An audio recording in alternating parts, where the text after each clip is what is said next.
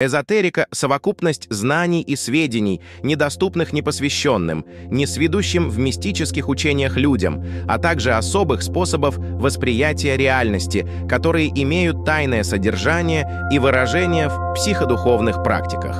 Противопоставляется экзотерике, экзотеризму. Знания, полученные в ходе эзотерического опыта, являются крайне субъективными, поэтому не существует единого эзотерического учения. Зачастую определяется как псевдонаука. Еще Пифагор, Платон и Аристотель словом «эзотерический» называли тайное учение, передаваемое только некоторым ученикам, эзотерикам. В ходе истории эзотеризм принимал различные формы практической интерпретации тайного учения, состав трасsanla вкалаксяются маккасе алхафа астралака настаксеса каппала тахсафака сахкасьяка вацрана баккейска танкрас масанство антропасаха мансалакса. В то же время ряд авторов рассматривает эзотеризм как особый тип рациональности, который в настоящее время подвергается осознанной концептуализации и рефлексии. Другие авторы иногда рассматривают в качестве эзотеризма паранауки и парапрактики. Этимология слова «эзотеризм» происходит от слова «эзотерический» — тайный, скрытый, посвященный в тайны какого-либо общества или учения, открытого только избранным. Антоним «экзотерический» может употребляться как, например, эзотерическое значение какого-либо обряда. Античные термины «та-эсо» и «та-эксо» встречаются еще у Платона и Аристотеля, а само прилагательное «эсотерикос» — «эзотерический» из дошедшего до нас впервые используется у Лукиана в работе «Продажа жизней с аукциона», написанной в 166 году применительно к учению последователей Аристотеля английский термин. Современный термин «эзотерический» впервые использовал в английском языке Томас Стэнли в 1701 году в своей работе «История философии» для описания пифагорейской школы. Учение Пифагора подразделялось на часть, доступную всем, и другую часть, которой учили только членов ордена, после того, как с них брали клятву не разглашать то, чему их научили. Эту часть пифагорейского учения Стэнли и назвал эзотерической. Историки до сих пор не знают, источник не указан 2457 дней, в чем заключалась эзотерическая часть учения Пифагора. Позднее термин распространился на другие учения, не пропагандировавшиеся адептами среди непосвященных. Современник Томаса Стэнли, британский философ Джон Толланд, выдвинул тезис о необходимости двух философий – экзотерической, открытой, публичной, и эзотерической, тайной для посвященных. Под экзотерической философией Толланд подразумевал религию, а под эзотерической – материализм. Французский термин. Во французском языке существительное «эзотеризм» впервые появилось в 1828 году в книге Жака Маттера «Критическая история гностицизма и его влияния». До этого использовалось как прилагательное. Маттер подразумевал свободное синкретическое исследование, почерпнутое в христианских истинах и в отдельных аспектах греческой философии, особенно пифагореизма. Существительное было популяризировано Элифасом Леви в 1750-х годах. Многие современные эзотерические учения активно пропагандируются, поэтому их нельзя назвать тайными, в том же смысле, что эзотеризм внутри религий и других эзотерических организаций, а лишь в том смысле, что они претендуют на постижение тайны, недоступной непосвященным. Также в современном языке слово «эзотерический» может пониматься в чрезвычайно расширенном смысле, как синоним слов «тайный», понятный только узкому кругу, и «тапопа», например, эзотерические языки программирования, античный эзотеризм. В определенном смысле эзотерическим можно назвать любое знание в древности до начала развития древнегреческой цивилизации, так как даже таким практическим знанием, как геометрия, тогда владели только жрецы. В Древней Греции к эзотерическому знанию относят мистерии Деметры и Диониса, орфизм, а также тайную часть различных философских учений, в частности пифагореизма. В лике Аристотеля утром в рабочие часы происходила специальная эзотерическое обучение тесного круга учеников. Там же вечером и широкой жаждущей образования публике читались доступные ее пониманию общие экзотерические курсы. Во II и III веках стал популярен герметизм и появился корпус Hermeticum, сборник текстов, приписываемых Гермесу Трисмегисту. Современный эзотеризм. На эзотерические учения 20-го столетия оказали сильное влияние философские идеи Е. П. Блаватской, основательницы Теософского общества, 1875.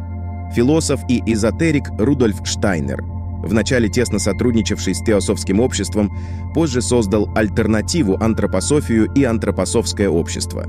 Известным эзотериком начала XX века был также Георгий Гурджиев, его система называется «Четвертый путь». Гурджиев также занимался постановкой эзотерического балета «Битва магов». Американский мистик и астролог Макс Гендель в 1909 году основал Розенкрейцерское братство, являющееся, по его словам, прямым продолжателем традиций средневекового мистического ордена розенкрейцеров.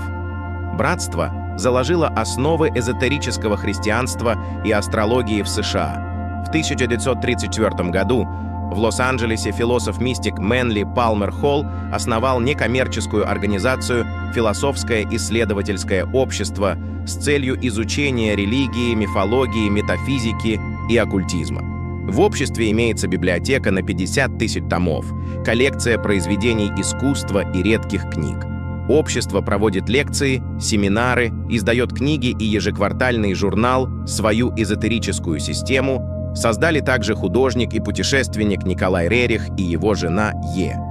И Рерих, назвав ее «Живая этика». Во второй половине XX века на эзотерическую мысль наиболее существенное влияние оказал антрополог и мистик Карлос Кастанеда.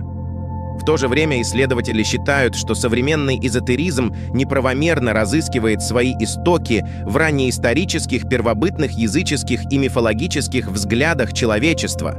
Современный эзотеризм досоздает недостающие ему элементы мировоззрения и является не столько наследием прошлого, сколько творчеством новых форм язычества, характерных для современности, и, следовательно, может быть идентифицирован как неоязычество, эзотеризм и оккультизм, зодиак в храме Хатхар в Дендере. Понятия эзотеризм и оккультизм не являются взаимозаменяемыми. Термин эзотерика является более широким и включает в себя как оккультизм, так и эзотерические учения, прямо не связанные с оккультизмом, например, религиозные. Оккультными можно назвать лишь те эзотерические системы, составной частью которых являются оккультные практики. Многие эзотерические системы являются больше теоретическими, мировоззренческими или направленными больше на духовно-нравственное самосовершенствование и религиозно-мистическое переживание, такие как суфизм, некоторые другие восточные практики и многие из современных New Age учений, тогда как оккультизм обозначает скорее теории и практики, направленные на достижение конкретных результатов. Часто под эзотерикой и эзотеризмом понимается оккультизм, при этом теряется смысл слова «эзотерика» как часть учения, скрываемая от непосвященных, и смысл слова «оккультизм» как совокупность систем мировоззрения, основанных на признании существования скрытых сил в мире и человеке. Эзотеризм и психология. Отношение к эзотеризму со стороны различных направлений психологии не одинаково. Представители некоторых направлений психологии, например, аналитической психологии, трансперсональной психологии, психосинтеза, в целом положительно относятся к различным эзотерическим практикам и демонстрируют определенную связь с эзотерическими учениями. Классик американской психологии У. Джеймс в работе «Многообразие религиозного опыта» предложил прагматический подход к оценке значимости различных религиозных феноменов. В определении религии Джеймса включаются мистические и эзотерические течения. С точки зрения данного подхода оценивать любые верования и практики следует исключительно из их влияния на жизнь и душевное здоровье человека. В итоге Джеймс демонстрирует достаточно позитивное отношение к ряду разновидностей эзотеризма, например, к йоге. С другой стороны, ряд направлений психологии относится к эзотеризму в целом или к отдельным его направлениям резко негативно. Так, З. Фрейд подвергал критике любые проявления магического и религиозного сознания. Современные критики-эзотерики отмечают ее возможную связь с различными психическими расстройствами, в частности, с синдромом Кандинского, Клерамбо. С точки зрения истории науки, наибольший интерес представляет взаимное влияние эзотерики и психологии. Каринна Трейтел в своей монографии «Наука для души. Оккультизм и истоки германского модерна» анализирует влияние эзотерики на становление психологии как самостоятельной научной дисциплины, эзотеризм и христианство. В православии распространено представление о связи эзотеризма, оккультизма и тоталитарных сект. Несмотря на заявления представителей некоторых течений эзотерики о их связи с православием, представители христианства резко отрицательно относятся к попыткам соединения православия и эзотерических практик. С точки зрения религиоведа и православного богослова А. Вкураева, в христианстве не существует эзотерического учения. Перениалист Джеймс Катцингер, Англер Джеймс Катцингер, считает, что христианство, как и все религии, помимо внешних, называемых им экзотерическими, форм обладает внутренней, называемой им эзотерической, истиной, которая выражает некую метафизическую суть, независимую от буквы догматического выражения, теория экуменического эзотеризма. В частности, православный исихазм он считает отражением эзотерической, то есть внутренней, основы христианства, эквивалентной, например, практикам суфизма в исламе. С.С. Харужий критикует встречающуюся точку зрения на исихазм, как на эзотерическую практику. В сознании самой традиции исихастский подвиг никогда не мыслился как закрытый эзотерический культ, удел кружка избранных и род некой духовной экзотики и эксцентрики. Он был ничем иным, как осуществлением бытийного призвания человека. Некоторые направления протестантизма и католичества демонстрируют определенную связь с отдельными направлениями эзотеризма либо либеральное отношение к ним. В англиканстве исторически сложилась связь с масонством. В то время, как главой церкви Англии является английская королева, главой Объединенной Великой Ложи Англии является член британской королевской семьи. В настоящее время двоюродный брат королевы Елизаветы II, принц Эдвард, одновременно являющийся протестантом. Таким образом, руководство английского масонства и церкви Англии оказались связаны на уровне родственных связей. Другим примером является либеральная католическая церковь, вероучение которой, благодаря ее создателю теософу Джену Виджвуду, включило в себя элементы теософии.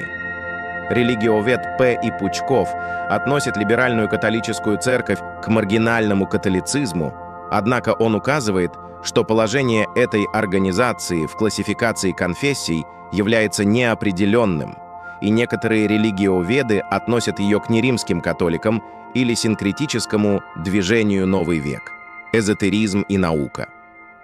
Современная эзотерика нередко выступает в наукообразном обличье, апеллирует к науке, провозглашая принцип единства науки, религии и философии. В то же время научная картина мира кардинально отличается от эзотерической.